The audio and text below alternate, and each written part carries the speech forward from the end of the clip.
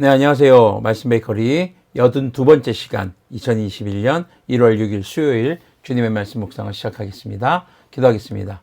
거룩하신 주님 감사합니다. 주님의 말씀 앞에 섭니다. 성령님께서 말씀의 조명이 되어 주시옵소서. 우리 주 예수 그리스도님의 이름으로 기도합니다. 아멘. 네, 오늘 보실 말씀은 요한 1서 4장 1절에서 12절까지의 말씀 한 절 한 절 보면서 또 이야기를 나눠보도록 하겠습니다. 네, 4장 1절부터 보겠습니다. 사랑하는 여러분, 어느 영으로든지 다 믿지 말고 그 영들이 하나님에게서 났는가를 시험하여 보십시오. 거짓 예언자가 세상에 많이 나타났기 때문입니다. 여러분은 하나님의 영을 이것으로 알 수 있습니다. 곧 예수 그리스도님께서 육신을 입고 오셨음을 시인하는 영은 다 하나님에게서 난 영입니다. 그러나 예수님을 시인하지 않는 영은 다 하나님에게서 나지 않은 영입니다. 그것은 그리스도님의 적대자의 영입니다. 여러분은 그 영이 올 것이라는 말을 들었습니다. 그런데 그 영이 세상에 벌써 와 있습니다. 자녀된 여러분, 여러분은 하나님에게서 난 사람들이며 여러분은 그 거짓 예언자들을 이겼습니다. 여러분 안에 계신 분이 세상에 있는 자보다 크시기 때문입니다. 그들은 세상에서 떠났습니다. 그런 까닭에 그들은 세상에 속한 것을 말하고 세상은 그들의 말을 듣습니다. 우리는 하나님에게서 났습니다. 하나님을 아는 사람은 우리의 말을 듣고 하나님에게서 나지 아니한 사람은 우리의 말을 듣지 아니합니다. 이것으로 우리는 진리의 영과 미혹의 영을 알아봅니다.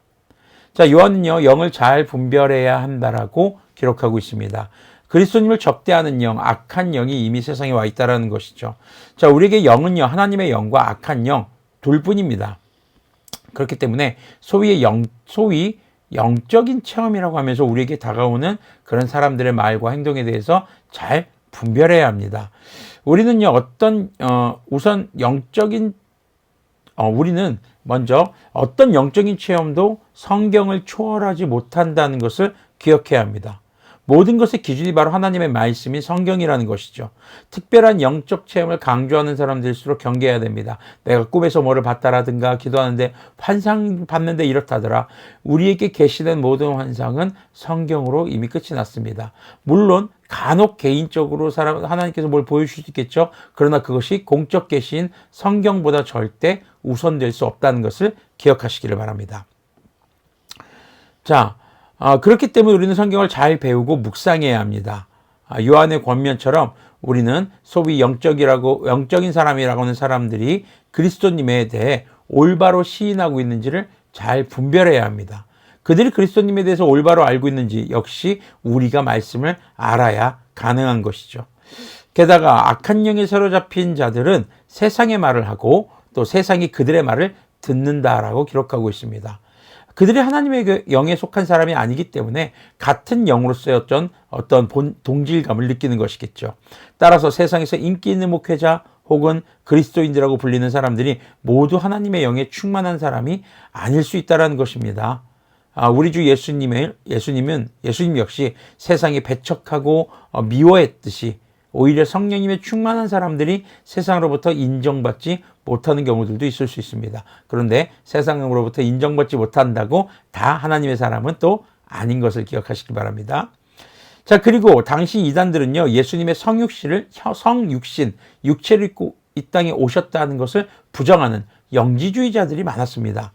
그래서 그리스도님의 바로 성육하신 것에 대한 고백이 중요한 영분별의 기준이었죠.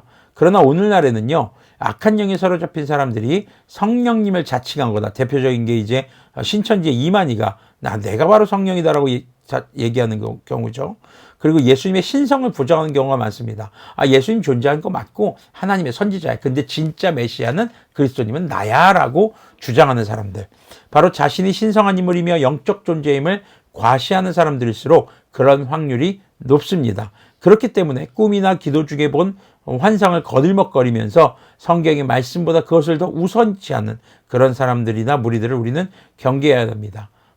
소위 천국을 경험했다라든가 하나님께서 나에게 미래를 보여주셨다라든가 이런 것들 우리가 경계해야 될 부분인 것이죠. 자, 그리고 가장 중요한 분별의 요소는 바로 성령님의 충만함입니다.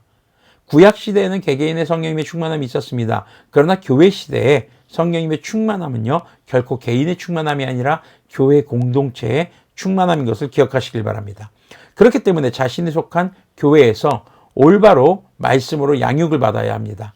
그리고 성도 간의 교제가 필수적이죠. 우리는 교회 공동체의 건강한 신앙생활을 통해서 성령님의 충만한 삶을 살게 되고 그것을 통해 악한 영을 분별할 수 있게 됩니다. 7절 말씀부터 보면은요. 사랑하는 여러분, 서로 사랑합시다. 사랑은 하나님에게서 난 것입니다. 사랑하는 사람은 다 하나님에게서 났고 하나님을 압니다. 사랑하지 않는 사람은 하나님을 알지 못합니다. 하나님은 사랑이시기 때문입니다. 자, 우리 성도들이 서로 사랑해야 하는 이유가 바로 교회의 본질이 바로 그리스도님을 통해 나타난 하나님의 사랑에 있기 때문이라는 것이죠. 여기서 우리는 하나님의 사랑이 무엇인지를 좀 잘 분별해야 합니다. 하나님의 사랑은 어떤 사랑이었습니까? 독생자들을 주시는 사랑, 자기 생명을 주시면서 우리를 구원해 주신 사랑. 근데 여기서 끝이 아닙니다. 하나님의 사랑은 심판도 내포하고 있다는 것을 기억하시길 바랍니다. 하나님의 사랑은요, 그리스도님의 십자가 사랑을 통해서 하나님을 사랑하고 이웃을 자신의 몸과 같이 사랑하는 자들에게 해당되는 것이죠. 바로 성도들을 향한 사랑입니다. 우리가 사랑에 대해서, 하나님의 사랑에 대해서 인본주의적인 시각으로 접근하게 된다면 우리는 하나님의 사랑에 대해서, 특히 심판이 내포되어 있는 사랑에 대해서 오해할 수 있게 됩니다. 그리고 상대방에 대한 무조건적인 수용은 또 아니라는 것입니다. 말씀을 기준으로 하는 어떻게 보면 조건적 수용이 될 수 있는 것이겠죠. 물론 주님의 선행 은총, 모든 인류의 원죄를 용서해 주신 것은 조건 없는 사랑입니다. 그러나 그런 주님의 사랑을 알고도 악한 영과의 관계를 포기하지 않고 죄를 짓고 있다면 온전한 회개에 이르도록 권면하면서 그를 위해 기도하는 것도 역시 이런 사랑의 범위 될 수 있겠죠. 자, 9절부터 또 보면은 하나님의 사랑이 우리에게서 이렇게 드러났으니 곧 하나님이 자기 외아들을 세상에 보내주셔서 우리로 하여금 그로 말미암아 살게 해주신 것입니다. 사랑은 이 사실에 있으니 곧 우리가 하나님을 사랑한 것이 아니라 하나님이 우리를 사랑하셔서 자기 아들을 보내어 우리의 죄를 위하여 화목제물이 되게 하신 것입니다. 사랑하는 여러분, 하나님께서 이렇게까지 우리를 사랑하셨으니 우리도 서로 사랑해야 합니다. 지금까지 하나님을 본 사람은 없습니다. 그러나 우리가 서로 사랑하면 하나님이 우리 가운데 계시고 또 하나님의 사랑이 우리 가운데서 완성된 것입니다. 자, 성도 간의 사랑이 중요한 이유가 바로 본문에서 드러납니다. 성도 간의 사랑을 통해서 하나님께서 교회 공동체 안에 계시고 또 그 사랑이 완성된다는 것을 보여주신다는 것이죠. 자, 그렇다면은 하나님의 사랑이 불완전한 걸까요? 아닙니다. 하나님의 사랑은 완전합니다. 그런데 주님께서 우리가 서로 사랑하는 것을 통해서 주님의 완전한 사랑에 동참할 수 있도록 우리를 초대해 주신 것이죠. 자, 바로 그런 장치를 마련해 두신 것입니다. 그리스도님의 사랑을 몸소 행하는 것을 통해 주님의 사랑을 배우게 하시고 또 진정한 사랑의 가치를 발견하게 하시는 것이죠. 그렇기 때문에 성도 간의 사랑은요, 주님의 완성된 사랑, 그 사랑에 우리를 초대해 주시는 바로 그러한 사랑인 것을 기억하시기를 바랍니다. 그래서 오늘 말씀의 제목이 완성된 사랑으로 초대받은 교회입니다. 우리는 교회 공동체 안에서 형제자매를 사랑함으로 바로 그 실천적 사랑의 행위를 통해서 하나님의 완전한 사랑에 초대받을 수 있는 그런 자격이 주어지게 된다는 것을 기억하시길 바랍니다. 오늘도 여러분들이 교회 안에서의 형제자매들을 진정으로 사랑하시고 그것이 행함으로 나타나시기를 권면드리겠습니다. 기도하겠습니다. 거룩하신 주님 감사합니다. 주님, 우리 주 예수 그리스도님께서 우리에게 생명을 주심으로 그 사랑을 몸소 드러내셨고 완전한 사랑을 이루셨습니다. 다만 우리가 그 사랑을 이제 배워서 우리가 교회 공동체 안에서 서로 형제자매 안에서 사랑함으로써 그것을 또 표현함으로써 그들의 어려움을 도와줌으로써 우리가 그 완성된 사랑에 초대받는다는 것을 기억하게 하여 주시옵소서. 우리 주 예수 그리스도님의 이름으로 기도합니다. 아멘.